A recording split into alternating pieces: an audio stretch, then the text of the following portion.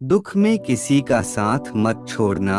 एक बार एक शिकारी शिकार करने के लिए जंगल में पहुंचा। उसने अपने तीर पर बहुत ही खतरनाक जहर लगाया और शिकार को निशाना बना करके उसने तीर को छोड़ा, लेकिन उसका तीर चूक गया और तीर एक पेड़ पर जा लगा। वह पेड़ बहुत ही हरा भरा और बहुत सारे तोते उस पेड़ पर रहते थे। जैसे ही वह जहरीला तीर उस पेड़ पर जाकर लगा, वह पेड़ धीरे धीरे सूखने लगा और उस पेड़ पर जो भी तोते रहते थे वह एक एक करके उस पेड़ को छोड़कर जाने लगे। उस बड़े से पेड़ के कोटर में एक बहुत ही बूढ़ा तोता रहता था जो बहुत ही धर्मात्मा और अच्छे मन का था। सभी तोते उस पेड़ को छोड़कर जाने लगे थे, लेकिन वह बूढ़ा तोता जाता था, दाना लेकर के आता और उसी कोटर में आकर के बैठ जाता था, परंतु उस पेड़ को छोड़ने को तैयार नहीं था।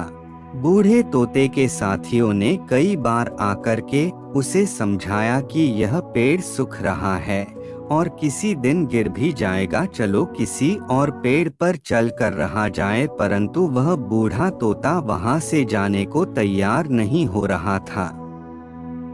अब यह बात देवराज इंद्र तक पहुंची। उन्हें बताया गया कि एक तोता है, वह जिस पेड़ पर रहता है उस पेड़ पर एक जहरीला तीर लगने के कारण सूखने, गिरने और खत्म होने के कगार पर आ पहुंचा है और एक बूढ़ा तोता अभी भी वहीं पर रह रहा है।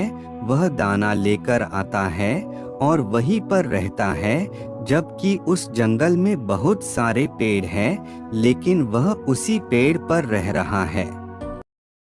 देवराज इंद्र प्रकट हुए और उस बूढ़े तोते से कहने लगे कि आप बहुत धर्मात्मा है, बहुत ही अच्छे मन के हैं, लेकिन आप इस पेड़ को छोड़कर किसी और पेड़ पर चले जाइए, क्योंकि यह पेड़ कुछ ही दिनों में गिर जाएगा। तालाब के पास में बहुत से बड़े बड़े हरे भरे पेड़ हैं, बड़े बड़े कोटर हैं, उन पेड़ों पर फल भी लगे हुए हैं, उन्हें वहीं पर तोड़कर खा सकते हैं, परंतु यहाँ से आप चले जाएं। तोता बोला, माफ कीजिएगा, इस पेड़ ने मुझे जीवन दिया है, शिकारियों से मेरी रक्षा की है, हर मौसम में मेरे साथ रहा है, ये कोटर मेरा घर है, यहाँ मैं पला बढ़ा हूँ, इस पेड़ को मैं छोड़कर कैसे जा सकता हूँ। इस पर संकट आया है तो क्या मैं इसे छोड़कर चला जाऊँ? मैं ऐसा कभी नहीं कर सकता। देवराज इंद्र तोते के इस बात से बहुत ही प्रसन्न हुए। उन्होंने तोते से कहा, मैं आपके इस बात से बहुत ही खुश हूँ, मांगो जो आपको मांगना हो। उस बूढ़े तोते ने कहा, मुझे बस इतना मांगना है कि जिस पेड़ ने मुझे जन्म दिया, जहाँ मैं रहा पला बढ़ा, जिसे आप मेरा जन्म भूमि कह सकते हो, आप इसे फिर से वैसा ही हरा भरा कर दो जैसा यह था। देवराज इंद्र ने अमृत से उस पेड़ को सिंच दिया और पहले की तरह हरा भरा कर दिया। अब वापस से उस पेड़ पर आकर के बाकी तोते रहने लगे। वह बूढ़ा तोता कुछ समय तक और जिंदा रहा, फिर उसकी मृत्यु हो गई और वह स्वर्ग में चला गया। यह कहानी हमें सिखाती ये है कि जब भी किसी इंसान का बुरा दौर आता है तो इमोशनली वह टूटा हुआ होता है, उसे किसी के सहारे की जरूरत होती है, किसी की आवश्यकता होती है। अगर आप ऐसे समय में उसे छोड़कर चले जाएंगे, उससे बात नहीं करेंगे, मुंह मोड़ लेंगे, तो आपसे बुरा कोई नहीं है, क्योंकि आप किसी के सुख का साथी बने या ना बने, लेकिन आपको हमेशा किसी के दुख का साथी जरूर बनना चाहिए। खुद को पहचानो। एक जंगल में एक कौआ रहता था।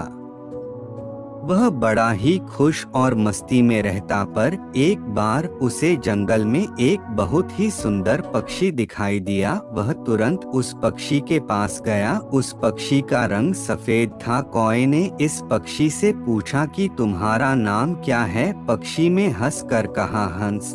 कौआ बड़ा खुश हुआ और खुश होकर कहा, यार तुम तो बहुत सुंदर हो और तुम्हारा रंग भी सफेद है, तुम्हें तो जिंदगी जीने में बड़ा मजा आता होगा। हंस ने कहा, नहीं, मुझसे ज्यादा भी कोई और सुंदर है। अब कौआ हैरान हो गया और कहा, वो कौन है जो तुमसे भी सुंदर है?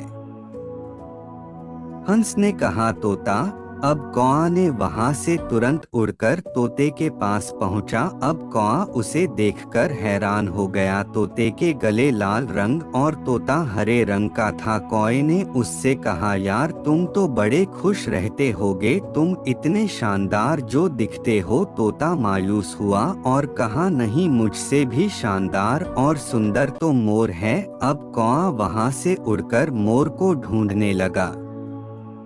उसने कई दिनों तक मोर को ढूंढा लेकिन मोर उसे नहीं मिला। लेकिन कुछ दिन बाद उसे पता चला कि मोर शहर में चिड़ियाघर में है।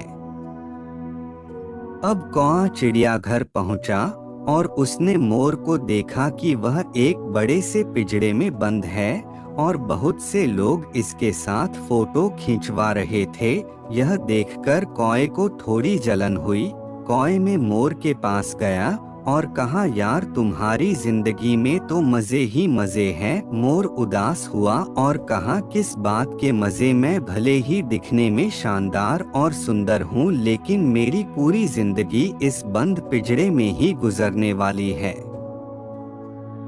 मोर ने कौए से कहा, यार तुम तो बहुत किस्मत वाले हो, खुले आसमान में जहाँ चाहे वहाँ जा सकते हो और अपनी जिंदगी अपनी मर्जी से जी सकते हो। दोस्तों, एक बात हमेशा याद रखना कि जिंदगी में कभी भी अपनी तुलना किसी से मत करना, वरना एक दिन ऐसा जरूर होगा कि तुलना करके उसके जैसा तो कर नहीं पाओगे और फिर तुम्हारे पास भी वक्त नहीं होगा खुद का कुछ कर पाने की।